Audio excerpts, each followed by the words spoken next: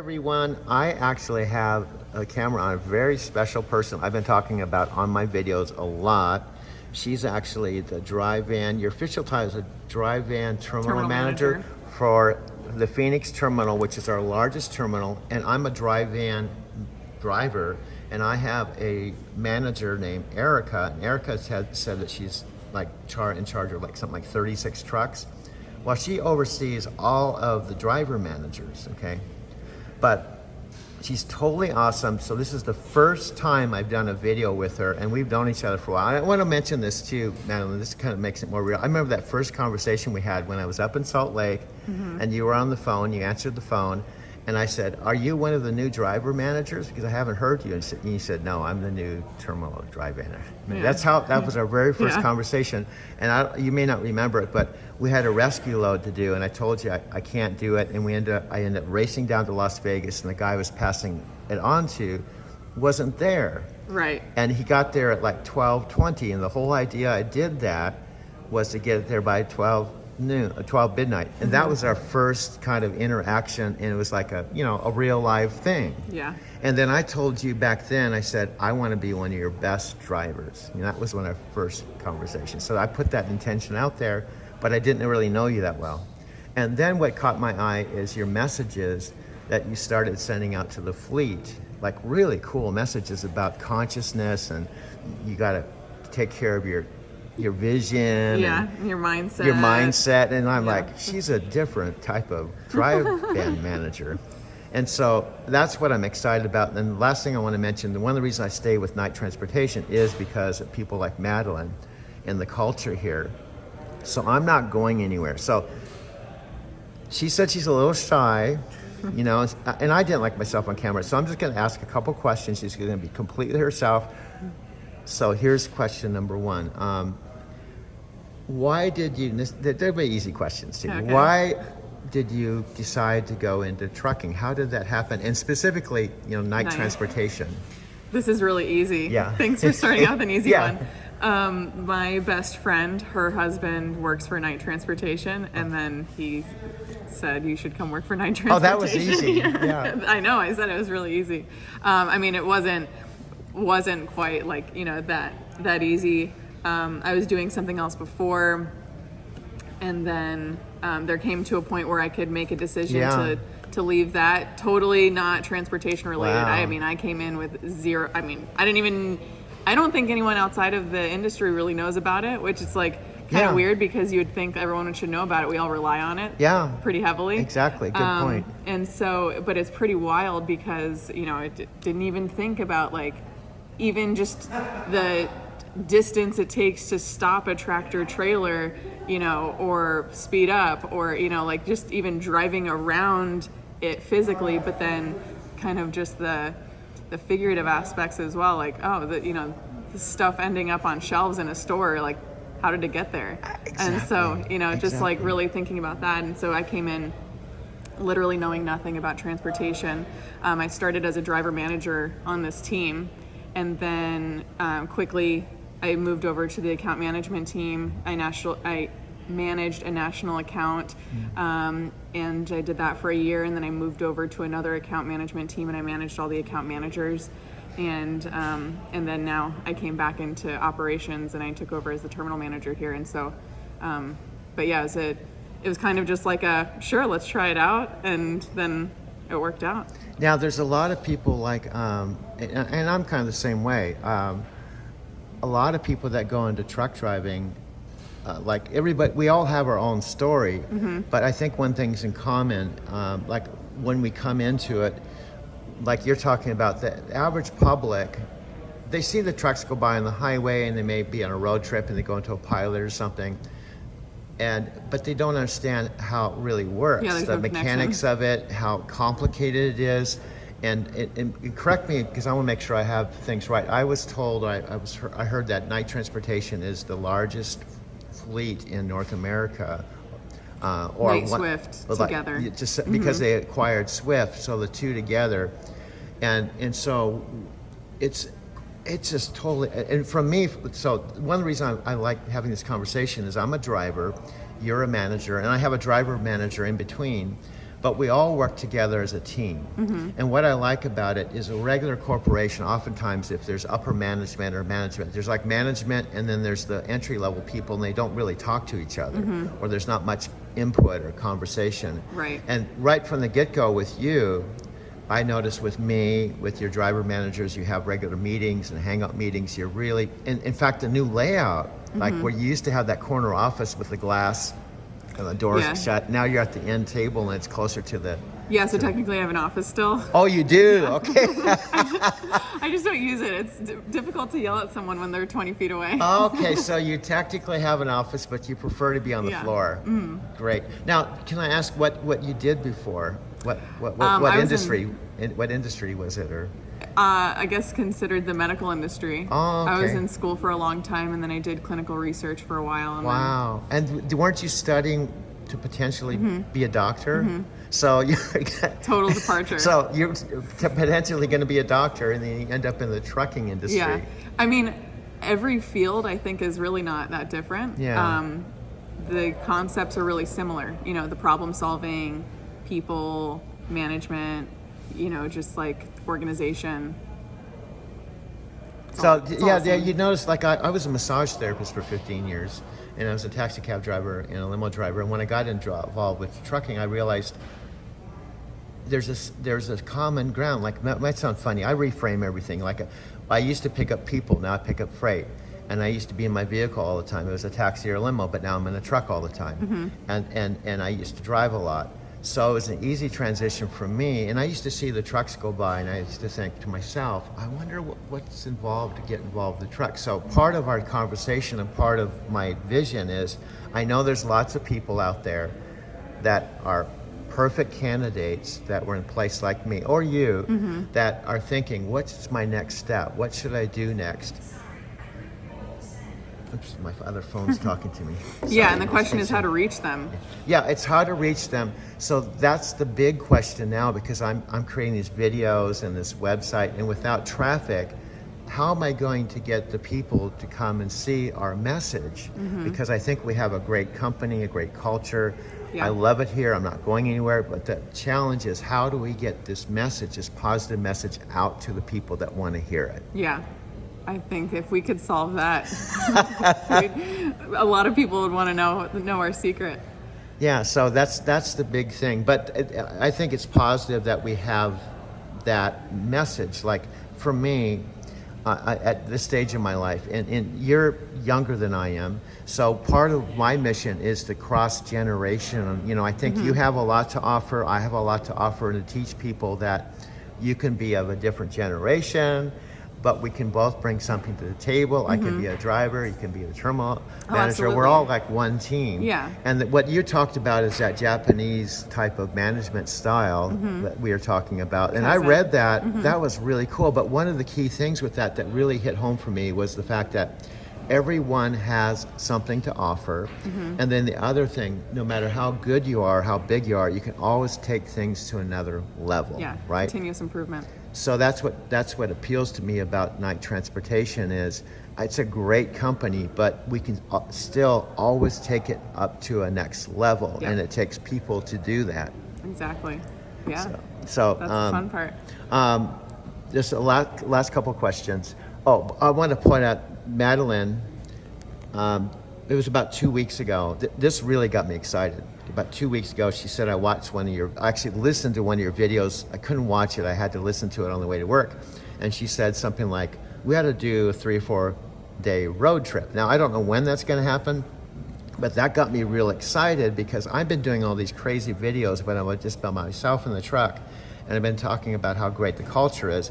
But to have Madeline actually physically in the truck, and I've seen all the Knight Transportation videos that they've done. It's always been my dream to actually do a company. You have to take dreams in little bite-sized pieces. Exactly. So it was my dream, and by you putting that out there, me not saying it, my higher consciousness or my higher self went, wow, that could be a first step. And that got me real excited, because I can not only talk about driving a truck, hooking up to a trailer, raising the landing gear, all the stuff that a brand new person has to learn as a new driver, but we can also talk about the mindset and the vision and all that stuff that we don't have time to talk about here. So that's in the works, and I have Madeline here. We don't know when we're going to do that or how we're going to do it. We'll work out the logistics. Yeah. But that to me is real exciting because most companies aren't going to do that. Yeah, I don't know. They're not going to ride in the truck just to check it out. Yeah. And plus, have you been on a ride along yet? You have. So what was it like? Talk about that. What was it like? I think it was exactly what I expected it to be. I don't know if I just spent a lot of time thinking about it before, but even when I talk to drivers on the phone about what they're dealing with, I really try to put myself in that position so I can understand it, right? I can understand it fully and then understand how I can insert myself, like how I can support, you know, in those instances where you have to troubleshoot, just so I can, like, you know, kind of feel it with them instead of like, okay, well, you know, call breakdown and see how that works out for you. Yeah, you know, yeah. I really try to help. And so I didn't think it was all that different than what I expected it to be. And I've spent enough time on the yard here, like I've seen like the drop and hook type of scenario. I've seen like the pre-trips and proper pre-trips, Okay. and just kind of like the whole thing. So it wasn't. It was kind of like you had an idea what it's like, but Yeah. to actually, there's nothing like really experiencing. And I want to add something, Yeah. just so I don't forget this. Yeah. I had 2 experiences with you that really impressed me. And I've been, to be full disclosure, I was with another company for 3 years. So I haven't been with like 10 companies, but I have had a comparison with 2 companies, and it's night and day. But there was one time I remember, you'll probably remember this, there was a time, it wasn't too long ago, I don't like to call you or I like to try to solve things myself, but I had spent 2 hours trying to find my loaded trailer, and I called you, and it was even after hours. It was getting close to 5 o'clock, 1700 when you knock off, but I couldn't find my loaded trailer. So I texted you, and I said I couldn't find my loaded trailer, and you texted me back, and you said something like, "You'll find it, I have faith in you." And then the bottom line is you went to bat for me, and you assisted me, and it was after hours. And there was another time with Michael that it was right up against the 1700, and my load blew up. So I was trying to get this load home, and you took the extra time to go on the phone, even though it was after hours, to dispatch a load so I can get home. And you didn't have to do that. A lot of people, a lot of other companies, they would just say, "Oh, just call after hours, I'm Right. going home." Right. But you ended up getting a load for me, ended up getting me home. So you do that constantly. Yeah, I do. I do. And that's a huge thing because it's just not normal. Yeah, I know, but so those are the things that I understand. Like, I understand you're trying to get home. I understand you're frustrated. It's the end of the day. It's dusk. You know, there's no one else there to help you. There's 5 rows of trailers, and I've been out here trying to search for a trailer before, and I can't find it. And I'm like, what the heck? I know it's out here. I pinged it. The GPS is showing it's right there, and I can't find it. And so, like, okay, just kind of like take a deep breath and look again, and you end up finding it. And so Yeah, that's I kind of did like what find it. encouraged you. And what I've noticed too, you probably can relate to this. What I try to do, because I practice kind of a Zen approach or a Buddhist approach. So I'm really into Eastern philosophy, and part of it is to just kind of take a deep breath, be mindful, try to look at things, try not to let the situation get the best of you. And like, for example, when I couldn't find that trailer, I didn't get all upset. What I did, and I think I even told you over the text or whatever, I'm gonna go talk to the supervisor. And now I was actually really frustrated, but instead of blowing up on him, I went to him and I was kind. It's part of Eastern loving kindness and compassion. Right. And I just said, "Sir," I was honest. I said, "I've been looking for this empty or this loaded trailer. I can't find it anywhere. To be honest with you, my time's running out, and if I have to, I may have to just go back to our yard, which is close. And if you could just find it between now and tomorrow morning, I'll come back tomorrow morning." I was really kind of calm about it. And he said, "No, let me take care," because I was calm and I didn't attack him or I didn't make him wrong. He said, "Let me go talk to my supervisor and we'll get this handled." And then he came back, the supervisor came back to me and said, no, we'll take care of it.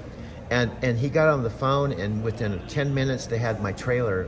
But what I found out happened, they buried my trailer. How many places they bury your loaded trailer when it's a preloaded trailer behind 5 trailers where I couldn't see it and I couldn't get to it. Yeah. But the point is, they took care of me. And it was because a combination of you and keeping a calm attitude and they got taken care of, and I took the trailer back and went back to the Fontana yard with about 4 minutes to spare. Yeah. On my I mean, give yourself the most credit in that situation. 'Cause that was all you. But yeah, and those things happen, I think, pretty often. And so it's easy to get wrapped up in the emotions sometimes and get very frustrated and then get consumed by your frustration, and then you can't see anything outside of that. And also, you have to realize that, like some of the driver managers, when I've said stuff like, "My God," then they'd say something like, "That's trucking." So we're Yeah, a lot. that doesn't help. We're kind of like the airline industry to a certain degree, because we have mechanical breakdowns, we have weather issues, Hours of service. Hours of service. We have we're picking up on time, delivering on time. We have thousands of trucks, lots of moving parts to make this happen. Yep. And inevitably, as much as you strive for perfection, it's not a reality. Stuff is going to happen. So what I love about Night is, I just mentioned, and I'm going to wrap up with this because I know Madeline's busy. She has to get back to work. But I told her, this is kind of, to me, like a paid personal development program that you get paid to do. Because now that I have my job down and I'm pretty good at it, I'm past I call it grasshopper stage. What's cool is now I'm applying personal development type principles in the job. There's lots of time to meditate, to think, to read, to listen to positive tapes that you don't have on a regular job. So that's something to consider with this job, is the intangibles with this job. Now, I'm trying to think of a last question. Okay, last question. What do you see as maybe some of your next steps, or some things that you've thought about that how you want to take things to the next level? Any visions or goals or ideas? Me personally? Yeah, with you personally, and with your job or the company. I don't know. I've always been kind of the person That you're in the moment. Yeah, I've always been kind of the person that thinks about more than just what's in front of me, which may be a good thing, maybe a bad thing. But also in the way of, like, I think outside the box and I think about new ideas, like how to make things better in anything I encounter, right? Like, even though my job is here, I can encounter all these other people along the way in my day. And then in every single one of those things, like, I know that I'm not the only person doing that. So, like, how could I make this a better process, or, a better experience for everybody who's involved?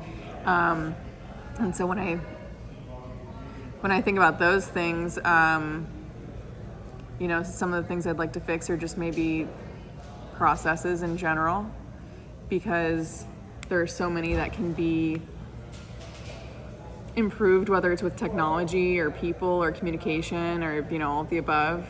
I can't really pinpoint anything specifically that's interesting for anyone to really know about. I'll give you example. A short example. I'll just wrap up with this because I know you need to go. For example, with just me in general, when I started driving 12 years ago, we had paper logs. We don't have paper logs anymore. We have e-logs.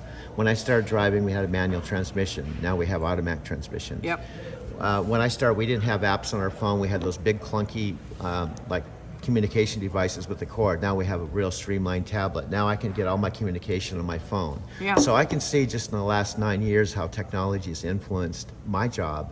So I'm excited with truck driving. I wish I was like 30 something and I had more years to watch this develop. Oh yeah. So it's got to be exciting for you too. And it sounds like you're just kind of in the moment, but aware of ways that you can contribute and kind of make it better. And you're kind of in the moment. But I think I think truck driving, the bottom line for me, truck driving isn't what most people think it is that aren't in the industry. Yeah. Like, once you get involved with it, I think it's a pretty exciting thing. Yeah. And then plus, bottom line with Night, there's a lot involved. There's drivers, there's management, there's a lot of room for advancement too. Someone could start as a driver and go into being a driver manager or a planner or go into the corporate side. They don't necessarily have to be a driver forever. Yeah. So there's lots of room for growth. Oh yeah. Always and everywhere. So anyway, I took a lot of your time. I appreciate that. With Madeline's permission, I'm going to go on my home time and I'm going to make one of my videos, and I'm going to put this on the video and talk about how wonderful the management is. Now, I could even send this to you, see if you like it. I think probably won't. I don't like myself on camera. I thought you did great. Oh, thank you. Yeah, and it's hat day, It's- and oh, that's it's- why I'm wearing this hat. I don't wear it every day. And you have stars on it. Yep. Anyway, I'll talk to you soon. Hopefully, we'll do the drive Soon. soon. Yeah, No, I it's a don't. little- We'll have to it's figure busy. that out. Okay. Yeah. I'll let you go. Thanks.